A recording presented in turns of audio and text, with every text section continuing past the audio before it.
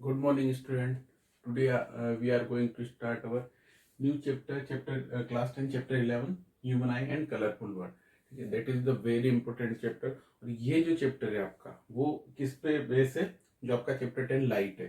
ठीक है, तो आज हम डिस्कस करने वाले हैं ह्यूमन आई के बारे में कि ह्यूमन आई की कंस्ट्रक्शन क्या होती है और वर्किंग क्या होती है. ठीक है, तो अपन जो फिजिकल हम फिजिकल आई के बारे में डिस्कस करेंगे जो आपके फिजिक्स में आती है. ठीक है, अब बायो वाली आई मतलब बायो में जो इतना डीप में आता है उतना डिस्कस नहीं करेंगे, पर जो जो मेनली जो पार्ट है, ठीक है, उनकी हम स्टडी करेंगे.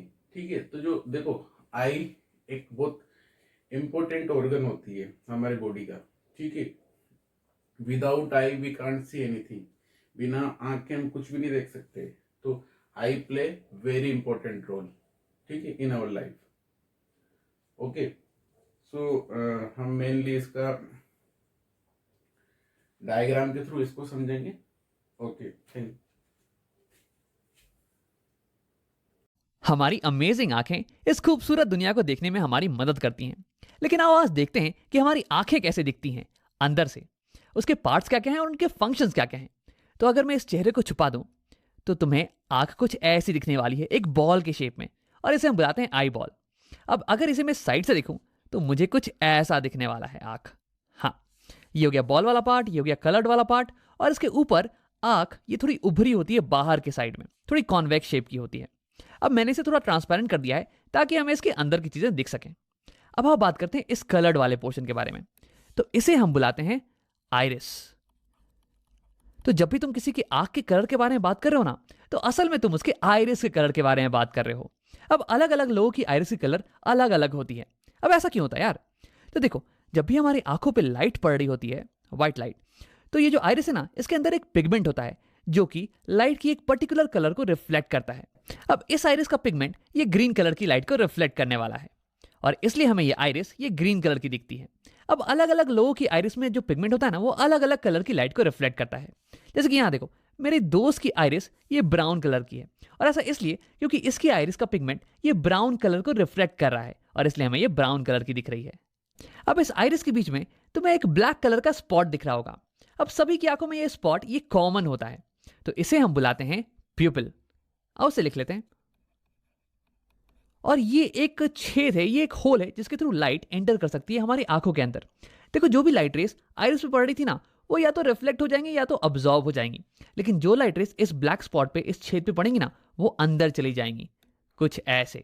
और फिर ये अंदर जाके हमारी आंखों के अंदर इमेज बनाने वाली है बाहर की चीजों की, और इसी की मदद से हम बाहर की चीजों को देख पाते हैं। अब देखो, आइरिस का एक और इंपॉर्टेंट काम है कि वो इस छेद की साइज को कंट्रोल करता है, इस प्यूपल की साइज को कंट्रोल करता है। देखो, जब बाहर दिन का टाइम हो रहा हो, दोपहर का टाइम मान लो, तो बहुत रोशनी होने वाली है, तो उस टाइम बहुत ही लाइट रेस तुम्हारी आंखों के ऊपर पड़ने वाले हैं। अब अगर बहुत सारी लाइट रेस तुम्हारी आंखों के अंदर एंटर कर गए तो वो आंखों के सेल्स को बर्न कर सकते हैं, उन्हें डैमेज पहुंचा सकते हैं। तो इसे बचाने के लिए आइरिस दिन के टाइम ये प्यूपल को छोटा कर देता है, कुछ ऐसे, ताकि कम लाइट रेस हमारी आंखों के अंदर जाएं और फिर भी हम अच्छे से देख पाएं बाहर की चीजों को। लेकिन शाम के समय जब बाहर की रोशनी बहुत ही कम हो, तब तो हमें ज्यादा रोशनी चाहिए होती है बाहर की चीजों को देखने के लिए। तो उस टाइम आइरिस इस छेद को, इस प्यूपल को बड़ा कर देता है, कुछ ऐसे, ताकि अब ज्यादा लाइट रेस हमारी आंखों के अंदर जाएं और हम बाहर की चीजों को क्लियरली देख पाएं। तो यानी कि हमारी आइरिस ये खिड़की पे लगे हुए पर्दे की तरह काम करती है। जब बाहर दोपहर का समय हो तो तुम पर्दे को ऑलमोस्ट पूरा क्लोज कर देते हो ताकि बहुत ही कम लाइट रेस अंदर आ पाए, और जब शाम का समय हो तो तुम पर्दे को ऑलमोस्ट पूरा खोल देते हो ताकि ज्यादा रोशनी अंदर आ पाए और तुम चीजों को देख पाओ। अब देखो, यही एक्सपेरिमेंट तुम खुद घर पे भी कर सकते हो। एक डार्क रूम में जाना और फिर शीशे के सामने खड़े होकर अपने पीपल को देखना। देखो, इस समय तुम्हारी पीपल ये बहुत ही बड़ी होगी, लेकिन जैसे ही तुम लाइट को ऑन करोगे ना, तो वैसे ही तुम्हारी पीपल ये छोटी होती चली जाएगी। अब आओ बात करते हैं आई के कुछ और पार्ट्स के बारे में। उसके लिए मैं इस आइरिस को यहाँ पे छुपा देता हूं। मैंने यहाँ पे आइरिस का क्रॉस सेक्शन बना दिया है। ये ग्रीन वाला पार्ट ये हो गया आइरिस, और ये बीच में जो होल है ये हो गया प्यूपिल। लाइट इसके थ्रू एंटर करेगी और फिर ये मिलने वाली है इस कॉन्वेक्स शेप के लेंस से। ये हो गया हमारी आंखों का लेंस, आई लेंस। देखो, इसका काम है कि इनकमिंग लाइट रेस को फोकस कर देता है इस पीछे वाली सरफेस पे, और फिर यहाँ पे एक क्लियर इमेज बन जाती है। अब देखो, ये जो ये बल्ज्ड पोर्शन है, उभरा हुआ पोर्शन, इसे हम बुलाते हैं कॉर्निया। इसे हम बुलाते हैं कॉर्निया। लाइट रे जब हमारी आंखों पे पड़ती हैं तो सबसे पहले ये कॉर्निया से ही मिलती हैं, उसके बाद ही अंदर जाती हैं। अब देखो, कॉर्निया और लेंस के बीच का पोर्शन ये भरा हुआ होता है वाटर से। वैसे 99.9% वाटर होता है, 0.1% कुछ विटामिन और प्रोटीन्स वगैरह होते हैं। और इस पोर्शन को हम बुलाते हैं aqueous humour. Aqueous humour, aqueous का मतलब हो गया वाटरी, क्योंकि ये मैक्सिमम वाटर का ही तो बना हुआ है। अब देखो, कॉर्निया और ये लेंस ये दोनों ही कॉन्वेक्स शेप की हैं, तो ये दोनों मिलके हमारी आंखों की कन्वर्जिंग लेंस सिस्टम बनाती हैं। ये दोनों मिलके इनकमिंग रेस को कन्वर्ज करती हैं ताकि कि एक शार्प इमेज हमें इस पीछे वाले सरफेस पे मिल जाए। अब देखो, मैक्सिमम रिफ्रैक्शन ये कॉर्निया पे ही होता है, क्योंकि जो लाइट रेस एंटर कर रही है ना, वो एयर से आ रही हैं और फिर कॉर्निया के बाद में वाटर का सिस्टम। तो यानी कि यहाँ पे maximum change in refractive index होता है, और इसलिए लाइट की मैक्सिमम बेंडिंग ये कॉर्निया के ऊपर ही होती है। उसके बाद लाइट रेस प्यूपल के थ्रू लेंस पे हिट करती हैं। अब लेंस जो है ना, ये हल्का एडजस्टमेंट प्रोवाइड करता है इन लाइट रेस को, ताकि ये लाइट रेस कंप्लीटली फोकस हो जाए इस पीछे वाले सरफेस के ऊपर ही, और यहीं पे एक फोकस्ड इमेज हमें मिले। अब देखो, इस पीछे वाले सरफेस को इसे हम बुलाते हैं रेटिना। अब अगर इस रेटिना के ऊपर हमें एक फोकस इमेज मिले ना, तो हम उसे क्लियरली देख पाएंगे, उसे क्लियरली रीड कर पाएंगे। लेकिन अगर एक फोकस इमेज नहीं मिल रही है तो हमें बाहर की चीजें धुंधली नजर आने वाली हैं। तो यानी कि रेटिना ये एक स्क्रीन की तरह काम करता है, एक पर्दे की तरह, जिसपे कि इमेज बन सके। अब देखो, तुम ये सोच रहे होगे कि अगर इस पे इमेज बन जाए तो हम इसे कैसे देख पाते हैं। तो ऐसा इसलिए क्योंकि रेटिना जो है ना, ये लाइट सेंसिटिव सेल्स से बना हुआ है। यानी कि उस पे अगर इन सेल्स पे अगर लाइट पड़े तो ये सेल्स एक्टिवेट हो जाते हैं, ये लाइट को फिर इलेक्ट्रिकल सिग्नल्स में कन्वर्ट कर देते हैं। और फिर यहाँ पे क्या होता है, रेटिना पे कुछ नर्व्स होती हैं, ऑप्टिक नर्व्स, जो कि इन सिग्नल्स को, इलेक्ट्रिकल सिग्नल्स को ले जाती हैं हमारे ब्रेन के पास। और हमारा ब्रेन ये कंस्ट्रक्ट कर लेता है कि ये इमेज कैसी होने वाली है, और फिर हमें बताता है कि बाहर की दुनिया कैसी दिख रही है। तो इन नर्व्स को हम बुलाते हैं ऑप्टिक नर्व्स। आओ लिख लेते हैं यहाँ पे। अब देखो, रेटिना और लेंस के बीच का जो पोर्शन है ये भरा हुआ होता है एक जेली लाइक मटेरियल से। इसे हम बुलाते हैं विट्रस ह्यूमर। विट्रस का मतलब हो गया ग्लासी। अब ये ग्लास की तरह कठोर तो नहीं, बल्कि ग्लास की तरह ट्रांसपेरेंट जरूर है, ताकि लाइट इसे पास कर सके। अब देखो, इसका फंक्शन ये होता है कि ये हमारी आई बॉल को सपोर्ट प्रोवाइड करे। अब अगर विट्रस ह्यूमर नहीं होता तो आई बॉल ये स्फेरिकल तो नहीं रह पाती, ये तो पिचक जाती ना। तो यहाँ हमारे पास हो गया एक्वस ह्यूमर, जो कि वाटरी है, और ये कॉर्निया और लेंस को न्यूट्रिशन प्रोवाइड करता है।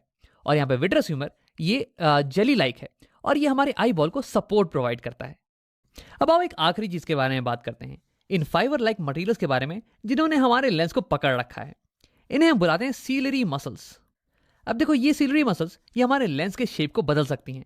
तो हाँ, हमारा लेंस ये एक रिजिड मटेरियल का नहीं बना हुआ है, बल्कि ये एक जेली लाइक मटेरियल का बना हुआ है। और अगर तुम इसे पिचकाओगे ना, तो ये पिचक जाने वाला है, और इसकी जो कर्व्ड पोर्शन है ना, ये और ज्यादा कर्व्ड हो जाने वाली है। और अगर तुम इसे खींचोगे तो ये एलोंगेट हो जाने वाला है, और इसकी कर्वेचर ये पतली हो जाने वाली है। अब तुम सोच रहे हो कि यार इसका क्या फायदा है। तो देखो, हमारी आंखें अलग अलग दूरी पे रखे हुए ऑब्जेक्ट्स पे फोकस कर सकती हैं, उनकी इमेज को सेम डिस्टेंस पे बना सकती हैं। अब ऐसा करने के लिए हमारे लेंस के पावर को चेंज होना पड़ेगा, और ऐसा करने के लिए हमें अपने लेंस के कर्वेचर को चेंज करना पड़ेगा, और वही करने में मदद करती है हमारी सीलरी मसल्स। अब उसे और थोड़ा डिटेल में समझते हैं। तो केवल फोकस करते हैं हमारे लेंस पे। अब मान लो कि तुम किसी दूर रखी हुई ऑब्जेक्ट को देख रहे हो, तो दूर रखा हुआ ऑब्जेक्ट है, तो इसलिए उससे जो इनकमिंग रेस होंगी ना, इंसिडेंट रेस, ये ऑलमोस्ट पैरेलल होने वाली हैं। और क्योंकि तुम इसे क्लियरली देख पा रहे हो, इसका मतलब कि उसकी एक क्लियर इमेज, उसकी एक फोकस्ड इमेज ये लेंस बना दे रहा होगा यहाँ रेटिना के ऊपर। तो यानी कि ये लेंस इनकमिंग पैरेलल रेस को फोकस कर दे रहा है रेटिना के ऊपर, कुछ ऐसे। देखो, ये होगी रे डायग्राम, पैरेलल रेस आ रही हैं और ये लेंस उसे फोकस कर दे रहा है रेटिना के ऊपर। अब देखो, इस केस में लेंस इनकमिंग रेस को बहुत ही हल्का रिफ्रैक्ट कर रहा है, बहुत ही हल्का बेंड कर रहा है, कुछ 10 डिग्री का एंगल मान लो। यानी कि इस केस में required power of the lens ये थोड़ी कम होने वाली है। लेकिन अब अगर ऑब्जेक्ट ये तुम्हारी आंखों के पास आ जाए, कहीं यहाँ पे, तो देखो, इस केस में जो रेस आ रही होंगी ना तुम्हारी आंखों पे, ये तो डाइवर्जेंट रेस होने वाली है यार, ये तो पैरेलल नहीं होने वाली है। लेकिन देखो, अगर अभी भी तुम पास रखी हुई ऑब्जेक्ट को क्लियरली देख पा रहे हो, इसका मतलब इस ऑब्जेक्ट की भी इमेज बिल्कुल यहीं पे बन रही होगी। तो यानी कि रिफ्रैक्टेड रेस ये तो बिल्कुल ऐसे ही दिखने वाली हैं। लेकिन इस बार लेंस को रेस को, इनकमिंग रेस को ज्यादा बेंड करना पड़ेगा, ज्यादा मोड़ना पड़ेगा, ताकि वो यहाँ रेटिना पे फोकस्ड हो पाए। देखो, मैं यहाँ पर रे डायग्राम तुम्हें दिखाने वाला हूं, तुम एक बार अमाउंट ऑफ बेंडिंग पे ही फोकस करना। तो यहां तुम देख सकते हो, जब ऑब्जेक्ट पास में आ गया तो ये इंसिडेंट रेस ये डाइवर्जेंट थी और ये ऐसे चली जाती। लेकिन हमारे लेंस ने अब इन इनकमिंग रेस को इतना बेंड कर दिया है, ऑलमोस्ट 45 डिग्री से बेंड कर दिया है, ताकि ये यहाँ रेटिना पे फोकस हो पाए। तो यानी कि जब ऑब्जेक्ट पास में होता है तो लेंस को ज़्यादा बेंड करने की ज़रूरत पड़ती है, यानी कि ज़्यादा पावर रिक्वायर्ड है लेंस की। लेकिन जब ऑब्जेक्ट दूर रखा हो तो हमें लो पावर रिक्वायर्ड होती है, लो बेंडिंग रिक्वायर्ड होती है। तो देखो कैसे अलग अलग दूरी पर रखे हुए ऑब्जेक्ट्स पे फोकस करने के लिए हमें अलग अलग पावर की लेंस की रिक्वायरमेंट होती है। अब देखो यार, हमारी आंखों में लेंस तो एक ही है, हम लेंस को तो बदल नहीं सकते हैं। तो हम क्या करते हैं कि लेंस के कर्वेचर को बदल देते हैं, इसे पतला और मोटा करते हैं डिपेंडिंग ऑन किस चीज़ पे हम फोकस कर रहे हैं। अगर हम किसी दूर की चीज़ पे फोकस कर रहे होते हैं तो हमें एक कम पावर की लेंस चाहिए होती है जो कि लाइट रेस को कम बेंड करे। तो उस केस में हमारी सिलरी मसल्स ये रिलैक्स हो जाती हैं, ये हमारे लेंस को इलोंगेट कर देती हैं ताकि इसकी कर्वेचर ये कम हो जाए और ये लाइट रेस को कम बेंड करे, इसकी पावर कम हो जाए। लेकिन जब हम पास की चीज़ों पे फोकस कर रहे होते हैं तो उस केस में हमें एक हाई पावर की लेंस की ज़रूरत होती है ताकि हम इन डाइवर्जेंट रेस को ज़्यादा बेंड कर पाएं। तो उस केस में हमारी सिलरी मसल्स ये लेंस को पिचका देती है ताकि इसका कर्वेचर ये बड़ा हो जाए और उसके बाद ये ज़्यादा बेंड करने लगे, इसकी पावर बढ़ जाए। तो ऐसे ही सिलरी मसल हमारे आई लेंस के शेप को चेंज कर सकती है, इसके पावर को चेंज कर सकती है। तो सिलरी मसल के इसी पावर को हम बोलते हैं पावर ऑफ एकोमोडेशन। अब देखो आगे की कुछ वीडियोस में हम इसके बारे में डिटेल में बात करने वाले हैं, तो अगर ये तुम्हें समझ में नहीं भी आया हो ना तो घबराने की कोई बात नहीं है। आओ वीडियो को यहीं पे खत्म करते हैं और इसे समराइज कर लेते हैं। तो इस वीडियो में हमने आई के अलग अलग पार्ट्स और उनके फंक्शंस के बारे में पढ़ा। सबसे पहले लाइट जब हमारे आंखों पर पड़ती है तो वो टच करती है कॉर्निया को। देखो कॉर्निया ये आंख के ऊपर ये उभरा हुआ पार्ट होता है और यहीं पे लाइट रे का मैक्सिमम रिफ्रैक्शन होता है, मैक्सिमम बेंडिंग, क्योंकि यहीं पे मैक्सिमम मीडियम में चेंज आ रहा है। अब उसके बाद लाइट जाती है एक्वस ह्यूमर में। अब ये मोस्टली वाटर का बना हुआ होता है और उसके बाद लाइट एंटर करती है आंखों में प्यूपिल के थ्रू, ये ब्लैक वाला पोर्शन। और इस ब्लैक वाले पोर्शन के साइज को कंट्रोल करता है आइरिस। आइरिस हो गया आंखों का कलर्ड वाला पोर्शन। अब इसके बाद लाइट रेस पास करती है लेंस के थ्रू।